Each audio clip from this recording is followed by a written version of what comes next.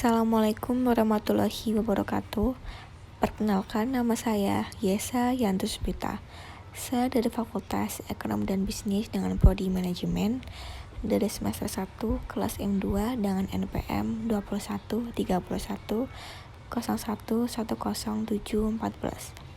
Di sini saya akan mempresentasikan tentang teori aliran organisasi klasik. Baik, langsung saja ke pembahasannya. Yang pertama, ada pengertian. Teori organisasi klasik merupakan teori yang bertujuan menumbuhkan kebutuhan untuk menemukan pedoman pengelolaan organisasi kompleks. Selanjutnya, ada tokoh teori organisasi klasik, yaitu yang pertama, Henry Fayol dari tahun 1841 sampai 1925 menjelaskan bahwa manajemen adalah suatu keterampilan yang dapat diajarkan jika prinsip dasarnya dapat dipahami. Dan di sini ada 14 prinsip manajemen. Yang pertama, division of work, yang artinya pembagian kerja. Kedua, authority and responsibility, yang artinya wewenang dan tanggung jawab. Yang ketiga, disiplin, yang artinya disiplin. Yang keempat, unity of command, yang artinya kesatuan perintah. Yang kelima, unity of direction, yang artinya kesatuan pengarahan. Yang keenam, subordination of individual interest, yang artinya kepentingan individual di bawah kepentingan umum. Yang ketujuh, remuneration, yang artinya remunerasi dalam arti penggajian atau penghasilan. Yang kedelapan, the degree of centralization, yang artinya sentralisasi atau dalam hal pemusatan atau pembagian kekuasaan. Yang kesembilan, ada Scalarkian, yang artinya rantai atau hierarki atau rangkaian perintah. Yang ke-10 ada order, yang artinya ketertiban. Yang ke-11 ada equity, yang artinya keadilan. Yang ke-12 ada stability of tenure of personnel, yang artinya stabilitas masa jabatan. Yang ke-13 initiative, yang artinya inisiatif. Yang ke-14 terakhir ada esprit de corps, yang artinya semangat korps. Itulah 14 prinsip manajemen dalam tokoh Henry Fayol. Selanjutnya, yang kedua ada Max Weber dari tahun 1864 sampai 1920 yang menjelaskan bahwa mengembangkan sebuah teori mengenai manajemen birokrasi yang menekankan pada kebutuhan atau hierarki yang ditetapkan dengan ketat untuk mengatur mengenai peraturan dan wewenang dengan jelas atau value oriented.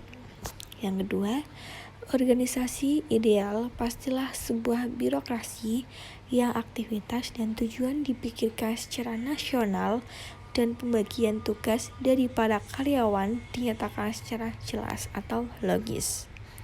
Yang ketiga, evaluasi prestasi kerja harus didasarkan pada keunggulan di masa lalu. Yang keempat, organisasi apapun mempunyai orientasi pada berbagai sasaran, memerlukan pengendalian peraturan dari semua aktivitasnya dengan hati-hati.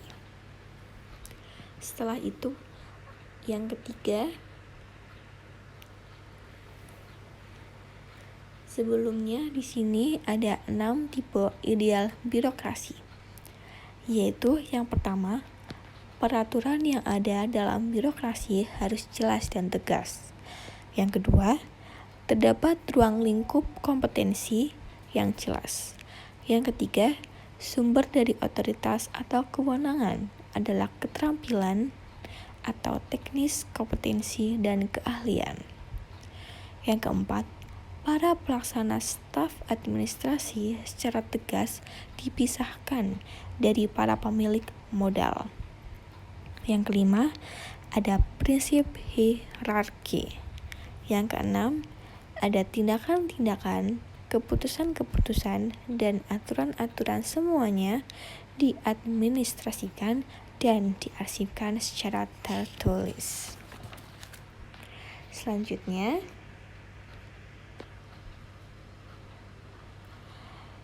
tokoh yang ketiga ada Mary Parker Follett dari tahun 1868 sampai 1993.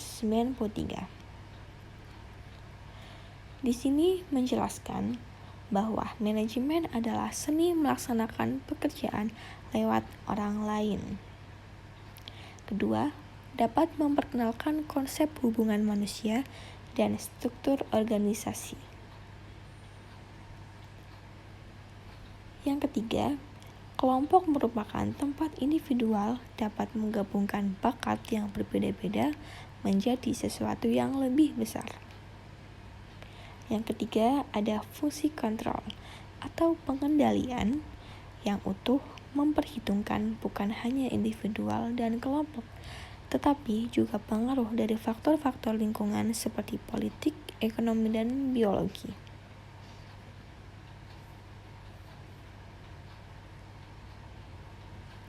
Selanjutnya,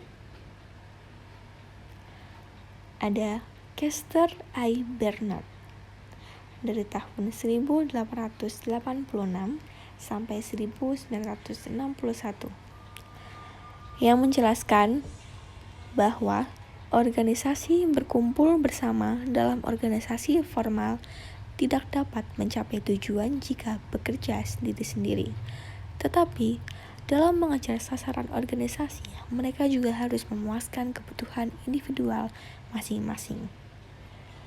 Kedua, kecenderungan yang mengkondisikan individual dapat menerima perintah yang berada dalam rentang tanggung jawab atau aktivitas yang sudah dikenal. Ketiga, semakin banyak aktivitas yang termasuk di dalam zona tidak penting, semakin lancar dan semakin kooperatif sebuah organisasi.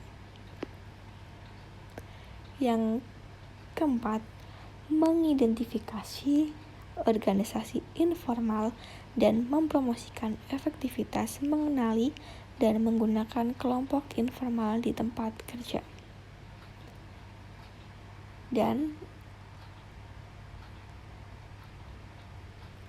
tokoh Chester I. Bernard juga mempunyai insentif dan tugas pemimpin. Insentif terdiri dari uang dan material lain, kesempatan non-material, kondisi kerja yang baik, dan imbalan ideal atau kebanggaan. Dan tugas pemimpin terdiri dari membangun dan mempertahankan sistem komunikasi, menyiapkan pelayanan penting, dan merumuskan tujuan dan manfaat organisasi. Sekian, terima kasih. Itulah presentasi dari saya tentang teori organisasi klasik. Sekian dari saya. Apabila ada kekurangan kata, mohon dimaafkan. Sekian, terima kasih. Wassalamualaikum warahmatullahi wabarakatuh.